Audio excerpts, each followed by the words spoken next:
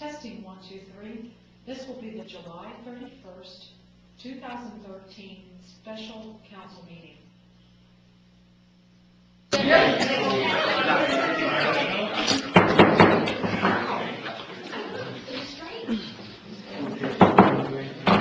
Good evening. This is a special city council meeting of the city of Satellite Beach, July 31st, 2013, approximately 6 p.m. We're here to discuss and take action on the presentation of the FY 13-14 budget.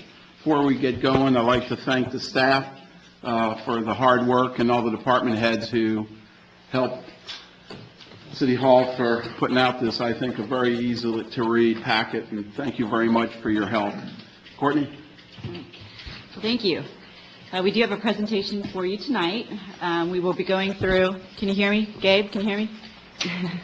Can you hear me? Good? Yeah. Okay, good. We're going to be just going through the budget. We're not going to do a line-by-line review. Of course, we're just going to be doing an overview and describe the differences between the last year's budget and this year, and discuss some of the trends, and then discuss our capital improvements and things of that nature. I wanted to start off with kind of giving you an update on some of the current activities of the staff, some of the things we're accomplishing, and some of the things you're going to see coming down the road. We are going to be presenting a budget request on August 7th to return the city to a assigned vehicle policy for the police department. That means we will be providing a request to you and the research behind it for 3 new vehicles, which would put our fleet back to an assigned vehicle policy. The city will have a new recreation software package in place by September 1st, 2013, and at that time we'll be able to accept credit card payments for recreation activities, and then we'll start doing that across the board throughout the city. So that'll be in place by September 1st.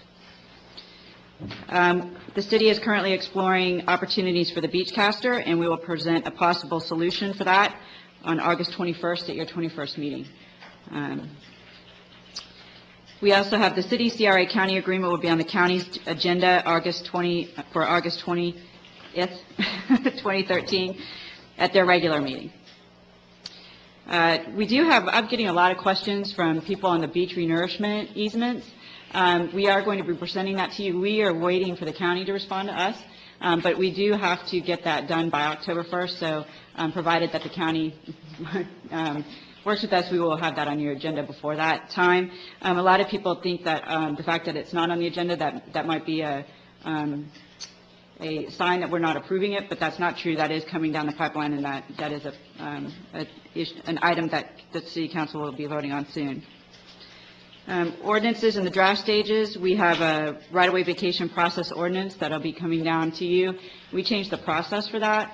It was going through in a different part of the code, and we changed that to the land development regulation section, so now it has to go through the PZAB first. We do have a fertilizer ordinance and an illicit discharge ordinance also coming to you. You'll see those probably around the 21st of August.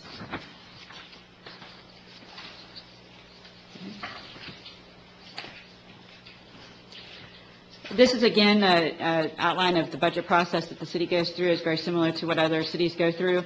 The city manager is responsible for providing a budget no later than the first meeting in August. Typically, we do that in the middle of July, so you have time, or we have time, to go through the proposed budget and then make changes by the time we go through our public hearings. I did get some comments at the last time, or at the last meeting, and then some subsequent to that, of why the budget wasn't actually in the agenda. I think you can see that it's probably not an appropriate thing to put in an actual agenda packet. And that's typically not how it's done. It's generally handed out to City Council. They're posted on the website. It's more of a formality. I've looked in the past, and the city's never done that either. So that is the process that we go through. We hand that budget out, and then we start the workshops and the public hearings.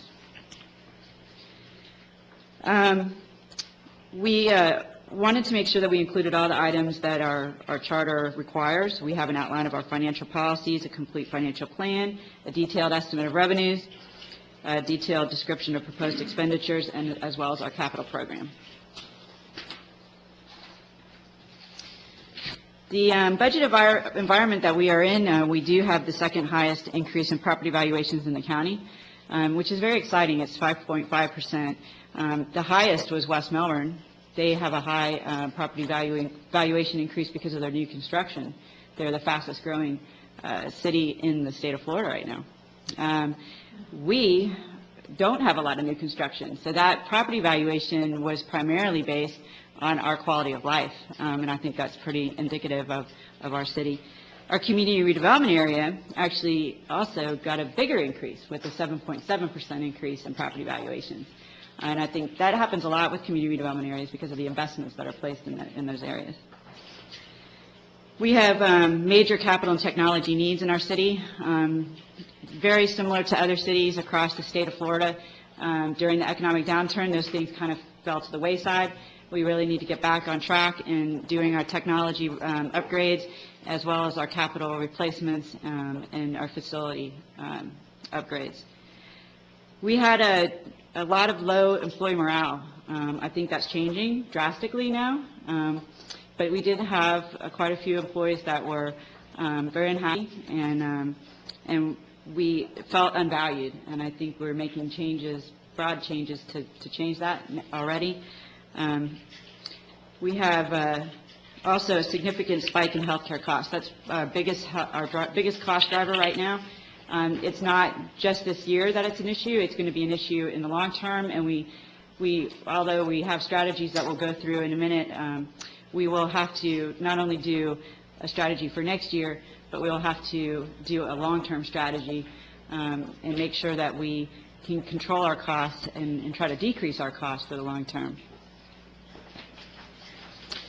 And there's healthcare costs.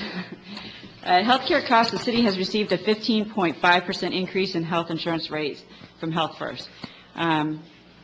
This is a very big surprise, obviously much bigger than any increase that we've ever received from Health First in the past. We do have in our proposed budget a 5% increase over current costs. That's what we budgeted. Therefore, we will have to meet that target, and either we will do that through a rebid of the plan as well as plan adjustment. So we will be adjusting our plan, basically decreasing the benefit to meet that 5% over current cost target. We have engaged a consultant. The consultant's working hard right now. We've already bidded out our plan and all the information. Bids are due August 9th. I believe August 15th is when we will be assessing the bids, and we'll be bringing that back to you with some recommendations. Health First serves numerous cities in Brevard County, and other cities have seen these increases. Indian Harbor Beach, for example, is a 6.30 increase, and then Cocoa Beach is 38%. So it's really across the, there's really no pattern there.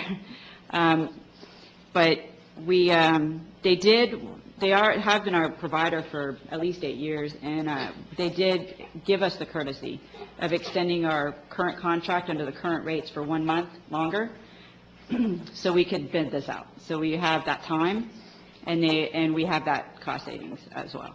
Does it have anything to do with covered lives, the number of employees, or what? Do you think that variability? No. Which is a little bit bigger than us. We're kind of in the middle. Mm-hmm.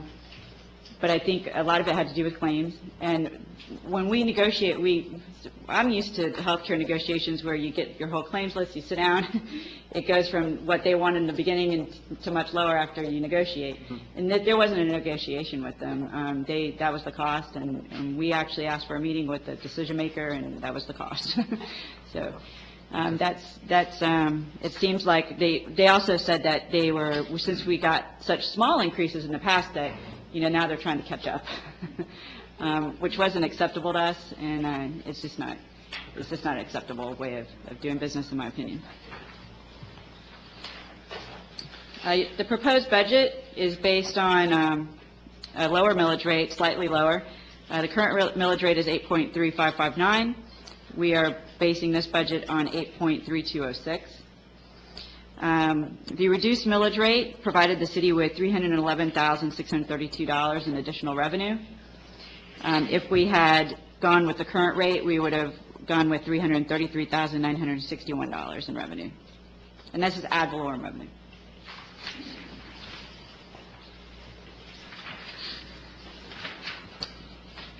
The impact of proposed millage rate and increased property values, what I wanted to do is just kind of show you an example. So this is my house. The value, thank God, is going up, finally. But that's pretty much why the taxes are increasing from the city. I will experience a $13 increase in my taxes for the year. I think my taxes that I pay for the year are very reasonable considering the services that we get here in our city.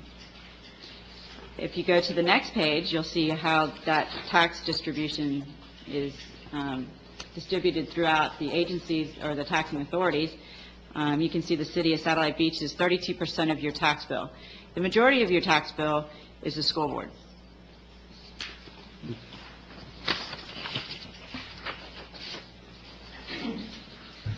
This year, we had some increases in revenues. We had increases on our property tax revenues, and we had increases in our other taxes, some decreases in franchise and permit fees, an increase in intergovernmental and charges for services. Fines and forfeitures, we estimated a decrease, and our transfers have gone up. This is largely because of the reserve strategy we have with the CRA.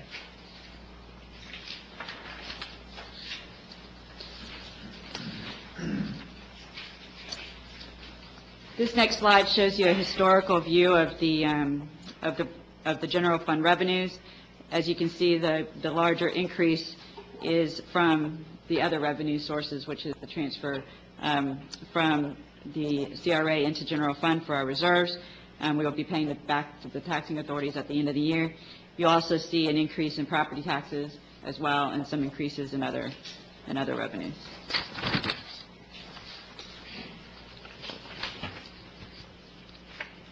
Our major expenditures this year, the proposed budget includes a 3% cost of living adjustment for all employees, and that cost is $160,879. We also agreed at the budget workshop to allow the city to absorb the 5% increase in healthcare costs for the employees for this next coming year. The idea behind that was we haven't bid out the healthcare in a long time, and we owe the employees that before we continue to charge them the increases. And there are some employees that would not experience the raise because of that increase in health care. So we wanted to make sure that we covered that cost and allowed them to experience a 3% cost of living adjustment. We have an increase in operating expenses across all departments. A lot of this year has been holding the line for many departments. The operating budgets are so cut that we're having to review it every month, really, to make sure nobody's going to run over. We're having to come back to you for every little thing that breaks down. And so we wanted to make sure that the departments had a reasonable operating budget. We also wanted to increase training opportunities throughout the city. I believe very much in training our employees. It makes people excited. They learn new things. They bring it back to the city, and we get better and improve. So we included a lot of training and travel for people to attend training seminars and classes to better our employees. We included one new full-time employee and one new part-time employee. The full-time employee is for Public Works. I focused on Public Works this year for staffing because they were quite literally the brunt of most of the cuts throughout the last 5 years. We've added many facilities to the Public Works workload and actually declined the staff. So that was a priority for us this year. We also included one new part-time employee over at the fire department to do fire inspections. That employee funds itself pretty much. So it would, if we didn't fund it, our revenues for that would go down. It really, so if we didn't fund it, we would just be saying to the community that we don't want to do fire inspections. So it's been included in the budget. We did move some part-time employees to full-time. A lot of those were in Public Works. We are adding those hours of people to Public Works to get their workload completed. And then we also focused on technology and facilities in terms of our capital improvements program. This kind of shows you the budget breakdown and expenditures by function. It breaks down each department as well as our debt service, capital, and reserves. Basically, the lion's share of most of our expenditures are in our operating departments, such as public safety, public works, also recreation. So you see those are the larger departments. In our administration, they're smaller departments. Some of them cost more, but they're generally smaller departments. By department, we're just showing you the difference between last year and this year in terms of operating and personnel, and then highlighted the major differences. For the building and zoning, we have a 3% COLA. We removed a contract for services line item out of their department and put it in general government. We have increased training opportunities for building and zoning, and we moved retirement contributions for general employees to the personnel expenses. In the past, the only departments that had retirement contributions under their department were police and fire. In reality, all departments have retirement contribution costs. So to show what every department truly costs, we moved all of the 401A costs to each department. We increased overtime for the board secretary. So we're bringing back the CRA advisory board, the CRA board are going to be meeting regularly, so we increased that overtime to cover those costs. In terms of the city clerk's the new department. The city clerk department, when we have, in the past, there was 2 department heads and a city manager all sharing one budget. So you can imagine what it's like when you're trying to order supplies, when you're trying to figure out what your printing needs are, and you all have one budget. So we separated out the city clerk's budget. She has a very distinct job. Most of the other cities separate that department out. It includes a 3% COLA, increased training. We also moved city clerk-related expenditures from general government services into the city clerk department operating budget. So, for example, if there was anything that the clerk always did, like elections, that went into her budget because that's her departmental expense. And then also we moved retirement contributions for general employees to her personal expenses. In terms of the fire department includes a 3% COLA. We reinitiated the CFAL program. We included some funds from the ALS Trust over. We transferred that into the fire department's budget to pay for reinitiating the CFAL program into the fire department. We included the part-time fire inspector. And we increased overtime for training requirements. In the fire department, that's how they do their training, is when they're not working, obviously. And so you can't use someone who's on shift to go do training, so that's an overtime cost for the city. They are at the point where if they don't have these expenses in their budget, we will not be able to respond to certain emergencies. So we're at the point where they have to have these training requirements now. We are using some advanced employer contribution for retirement contributions in this case to balance. Right now we have the advanced employer contribution in the police and fire pension, so in those budgets we're going to be using some of that to pay for some of the retirement contributions this year. The police department is just as exciting with the 3% COLA. Overtime increase for minimum staffing needs. With the police department, we are down positions in that department, and we have to have 2 people patrol all the time, just from a safety standpoint for the police officer. And then because of that, if somebody calls out, then they have to call somebody in with overtime. We have increased travel for training needs, and we also are using some advanced employer contribution for the retirement contributions. The Public Works Department includes a 3% COLA, increased full-time staffing. We added one full-time maintenance specialist, moved retirement contributions for general employees to the personnel expenses, We decreased overtime in this case because we added people, we added hours to the department. And we increased travel for training needs. We also expanded the cleaning contract for all facilities. This is one aspect of Public Works that has to be contracted out. That's one thing that just doesn't make sense for the Public Works Department to do. When in that level of that type of work, there's a lot of call-ins, well, people call in sick and things like that, and when that happens, if you have a big company, you can call somebody to come in and backfill. When you only have 2 people in the Public Works Department, you can't do that. So that type of work has to be contracted out for our size city to make sense. Okay. In terms of the Recreation Department, we have a 3% COLA. We increased part-time hours for facilities. We increased funding for program activities and instructors, but on the same side, if you looked at our recreation revenues, those are also increasing, so we're balancing that out. We increased equipment maintenance funding. This is a big issue for recreation. If you look at some of our facilities, we're kind of behind on maintaining those facilities. And then we also moved retirement contribution for general employees to personnel expenses. For the Support Services Department, I feel like somebody's cheering me on. Thanks.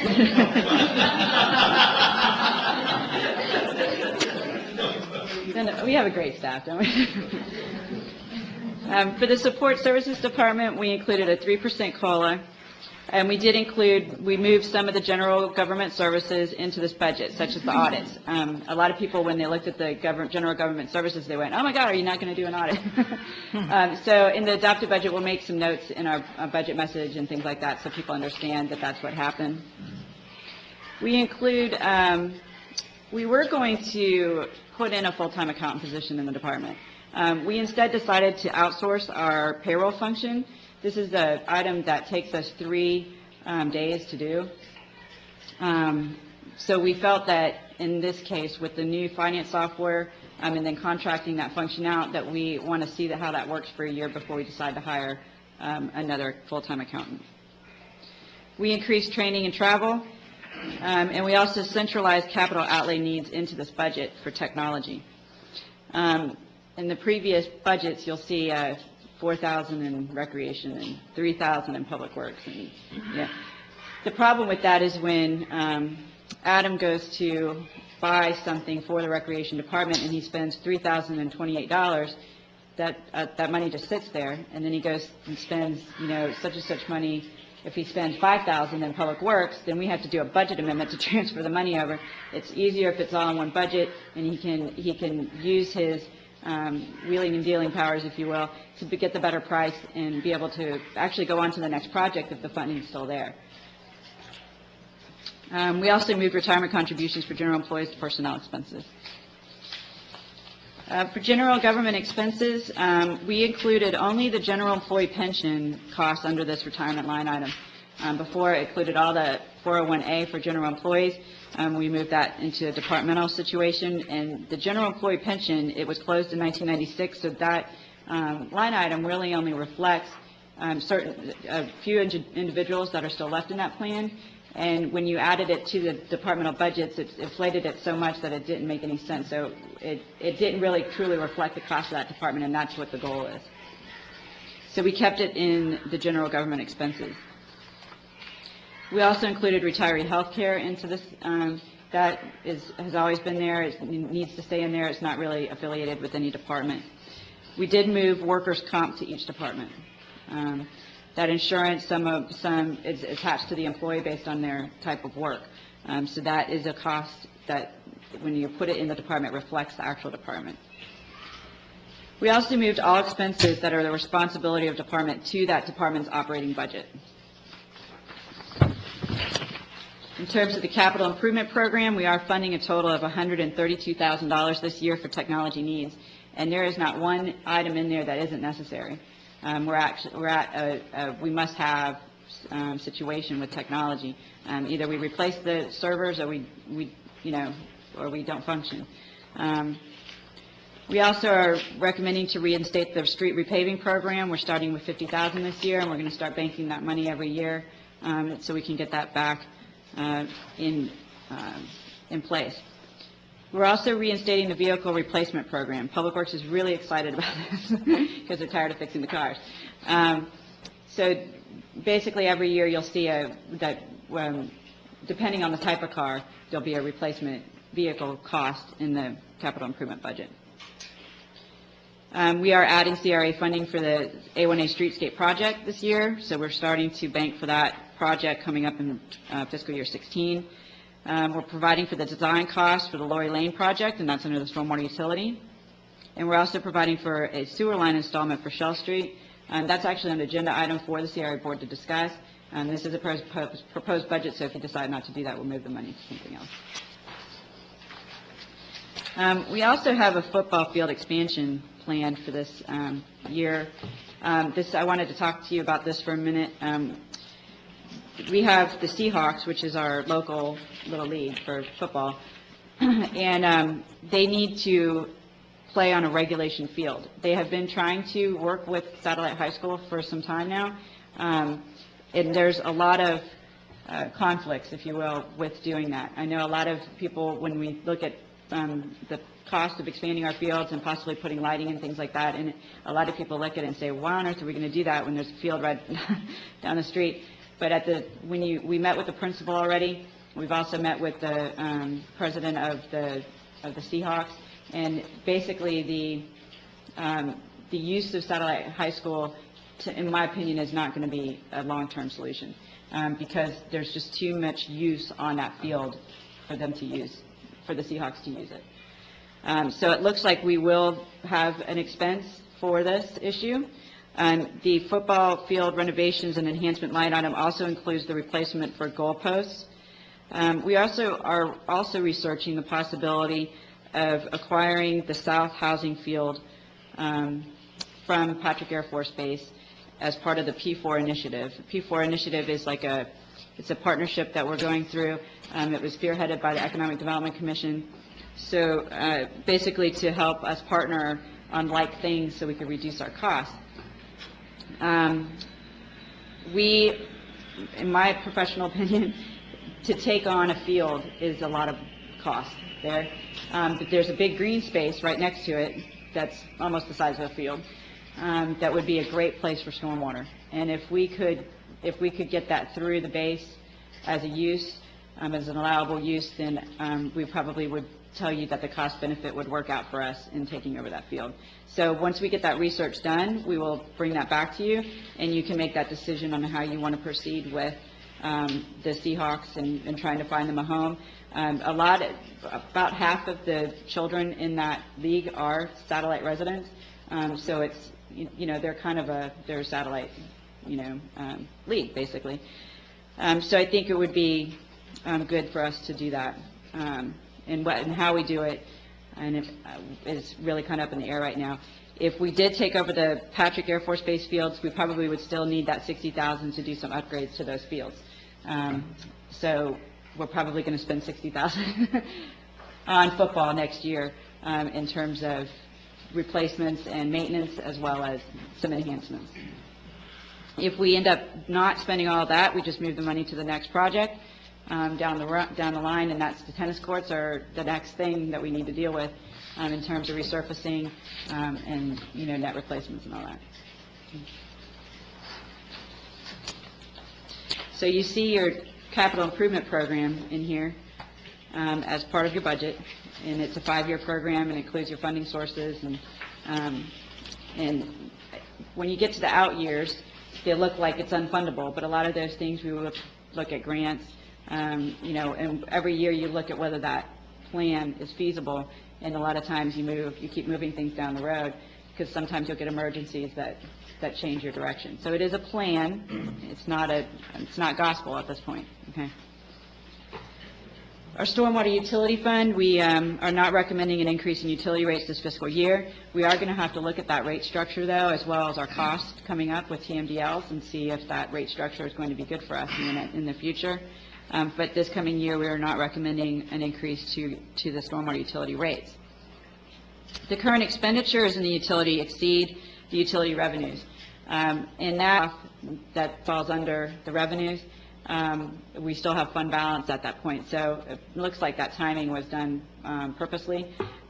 So I just wanted to make sure that when you look at that and you see that, you know that debt service in the future is going to fall off, and we'll be right back where our expenses are under our revenues. In this year, the proposed budget includes the design cost for Lori Lane of $91,049.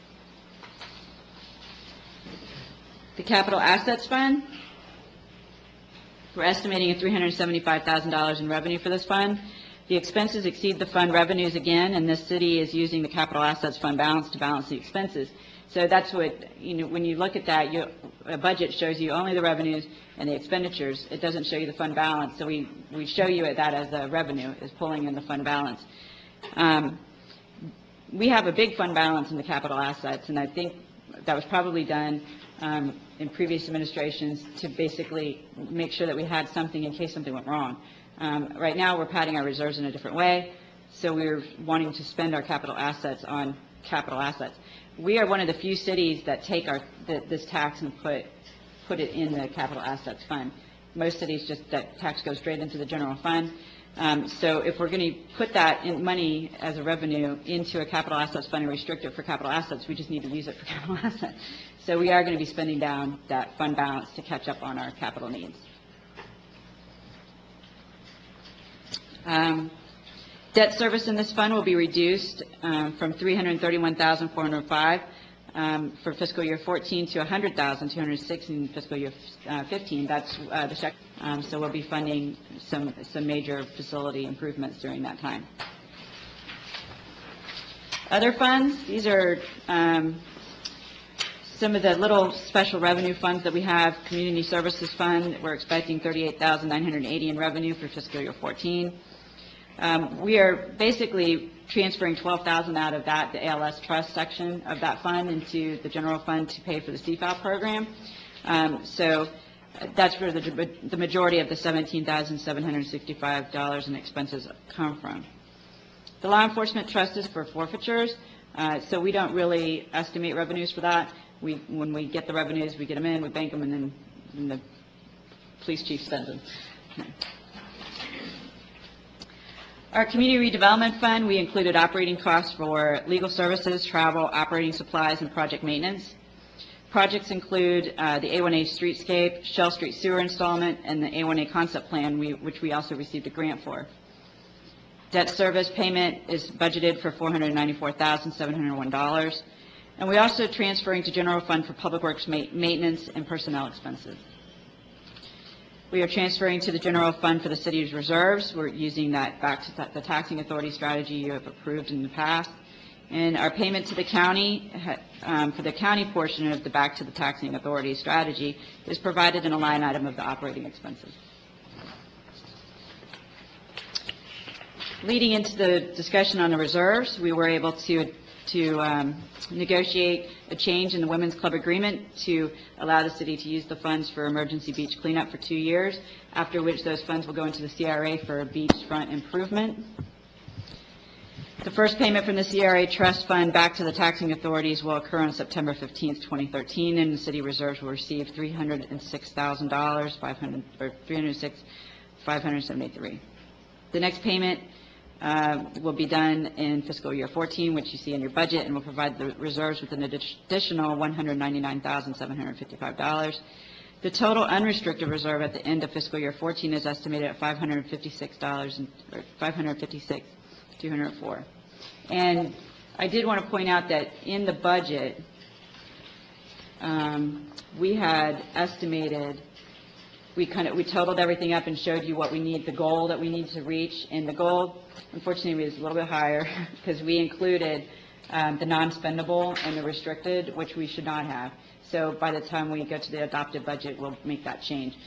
So actually, our goal, that the $556,000 that I just read, that should be the total of our reserves by the end of the year. Okay, and that does not include the $149,000 Women's Club agreement. And it would not include your unspendables, which is And it's funny because I speak to people all the time, and they tell me how much debt we have, and it's always wrong. And it's always very, very overstated. I even talk to other city managers, and they tell me how much debt we have, and it's very, very overstated. So I wanted to make sure that our budget included the right information for the community, and that people understood that our debt is not, in my opinion, not bad at all. All of our debt is under the city's special revenue funds. It's all under capital funds. Capital projects are expensive, and that's how we complete them, is we take out debt and we complete them without having to save money for 10 years to get it done. The city has $9.7 million in debt. We have an annual debt obligation of 1.1, and over the next 3 years, the city will have an annual debt obligation of $722,000. So we have a lot that are coming off, and that's not uncommon where cities go through a period of 2 or 3 years where you have your debt service obligation rise as you take on, and then as they fall off, they go down again. All of our debt is within capital funds. We do not have any general fund debt. A lot of cities do have general fund debt. General fund debt is not bad, but it's better when you have special revenue debt, which is what we have. So we do not have a huge debt problem here. We take out debt for major projects that we need to do, and that's what, so. Also, another note is a lot of our debt is within the Community Redevelopment Agency, or the Community Redevelopment Trust Fund. That structure, the statutes, we only allow you to bank for a project for 3 years. So those statutes actually kind of put you into a debt situation. And a lot of that was done, in my opinion, when they were doing the statutes to encourage private investment. I thought the budget message was very positive. So this is a more positive note. That we have great recreation facilities, community events, family activities, public safety services, administrative services, and maintenance services. I get compliments all the time. In fact, if anybody complains, it's always embedded in a compliment. So we have great services. A lot of cities will do a presentation to their councils on their millage rates and where they are compared to other cities. I've never really found that to be helpful. We do still have the second highest millage rate in the county. However, we have the highest level of services than any city that I've encountered in the county. So we have every city is different. Every city has different functions. Every city has different population. So comparing millage rates don't do much there. But we do have great services for what our citizens pay for. We have been able to keep our property standards intact during the economic downturn, and I think that's a big accomplishment. When I was in my previous life, I had to battle foreclosures that this city probably never have seen, but when I drive down roads, I could tell which ones were in foreclosure, but any person that didn't know that would never know. All of them were kept in good conditions, and we did a good job in making sure our city stayed intact during that time. And we have completed many infrastructure projects primarily funded through the CRA and grants that have substantially increased our quality of life. When I was thinking about the increase in property values for the CRA, it just was very interesting how our CRA increased so drastically. And I think this slide kind of gives you a reason why. We've accomplished some major park improvements. Pelican Beach Park in Hightower, if you go there on any given weekend, I mean, I would love to do a visitor survey on those parks on the weekend and see how many people actually attend them. They're packed. Mm-hmm. And our businesses get that benefit. They get that benefit. Our beach access improvements, I think all of our citizens love those. Peg Lake's property purchase, we purchased Sunrise. We did the Cassia project, and then also our facade grants. Not only did we give grants out, but the private investment that occurred too is, combined with the CRA investment was over $1 million in just our private property. So I think we've done a great job and I think that reflects in our property valuation increases. With that, I'm going to allow you to talk, and you have 2 actions that you need to do tonight, which is set the tentative millage rate. We are recommending that you do that at the proposed budget, unless you have some other projects you would like to accomplish, and then we'd recommend you set that at the current. And then you have 2 public hearing dates that we would recommend. Thank you. Council comments? Excellent presentation. Thank you. Yep, I have. Do you have anything else? No. You know, we come to these meetings and, you know, we've already pretty much done our homework. I mean, this is the budget I was given, and there's all the little sticky notes, the questions that I had concerning the budget. And I want to say it was an excellent budget. I think the narrative part of the budget was something that we've really never seen here before in Satellite Beach, and it was very helpful in explaining a lot of information, a lot of history, and a lot of things that most residents didn't have in the past. So you guys did a great job, staff. I know we had a lot of people that helped, including you, and I just want to thank you. But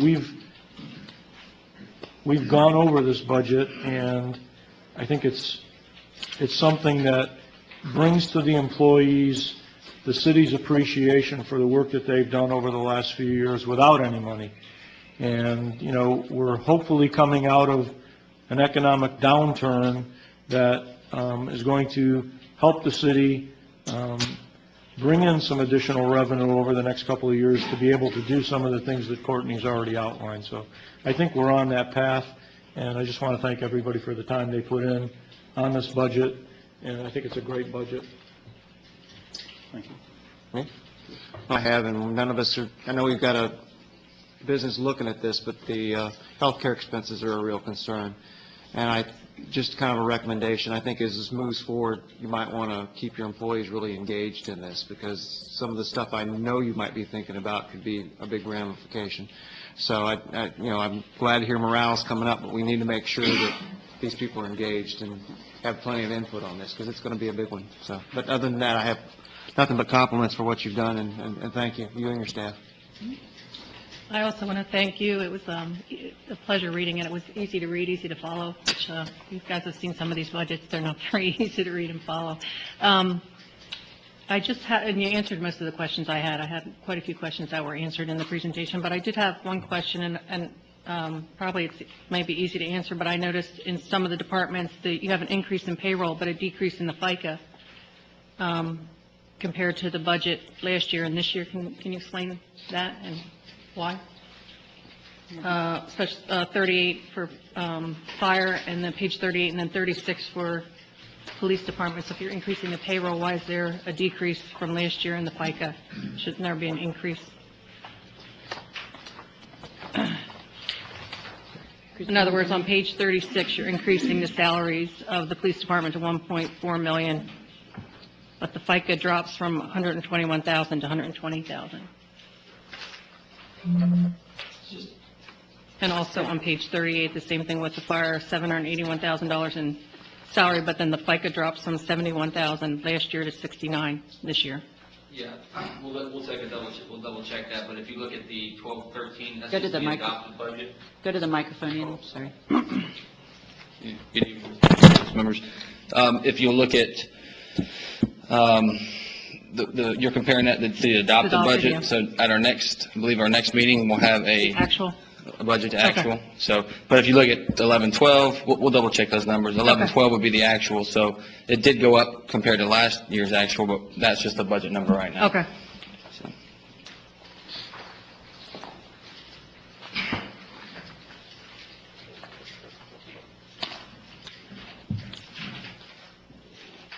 Cheryl, do you still have the floor? Any other You can questions? go ahead, go forward. Okay, thank you. Thank you. Great job. To me, the capital improvement plan is something that I'm really glad to see we're back on. I mean, I think for a number of years, it hasn't been part of the budget, but it has been an recurring expense out there with the road paving and other projects that if we build it, we need to keep it up, and I think this is a start. And great job, and thank you, and then department heads for helping putting this together. Any other comments from City Council? If not, I'd like to open up for public comment. I did just want to address one thing. We did meet with our employees and explain some of the budget highlights to over 2 meetings. A lot of them are here because they're very thankful that I was being basically directed by council to include a 3% increase in salary for them. I also, basically, when we go through the plan adjustments, I also asked each department head to determine if they had 2 or 3 employees that could sit with us to do that plan design. Because, again, we don't want to make decisions for them, but rather with them, and that's basically the message that we sent out for the healthcare. Thank you very much. At this time, I'd like to open up for public comment on this agenda item. Hearing none, bring it back to council. Is there a motion to set the millage? So make a Okay, go ahead. I'd like to make a motion to set the millage rate at 8.3206. Second. I have a motion by Councilman Montanaro, second by Vice Mayor Brimer, to set the millage at 8.3206. Any further discussion from council? Hearing none, Lenore? Councilman Medina? Yes. Councilman Dodd? Yes. Vice Mayor Brimer? Yes. Councilman Montanaro? Yes. Mayor Patino? Yes. Motion carries 5-0. The millage will be set at 8.3206. Do I have a motion to set public hearings on September 4th, 2013, and September 18th, 2013? So moved. Second. I have a motion by Vice Mayor Brimer, second by Councilman Montanaro. Any further discussion? Hearing none, Lenore? Councilman Medina? Yes. Councilman Dodd? Yes. Councilman Montanaro? Yes. Vice Mayor Brimer? Yes. Mayor Patino? Yes. Motion passes 5-0. So we'll have September 4th, 2013, September 18th, 2013 for the public hearings. And I just wanted to clarify too, when we go to your first public hearing, we'll pass out an amended budget to you as a draft, so you know what we're adopting. And the budget presentation at that first public hearing will be going over the changes between the proposed and the adopted. And most of the changes we have are small language changes in the plan. There may be some adjustments within departments, but none of them will change the overall bottom line of the budget. Okay, thank you. And I also want to, it probably goes without saying that I saw some errors in here from my, so I'll be working with the staff to correct those, so those will show up in the budget that you get. Thank you very much. Any further business? And again, to the staff, the employees, thank you very, very much. Went very smooth, and hearing no further business, meeting's adjourned.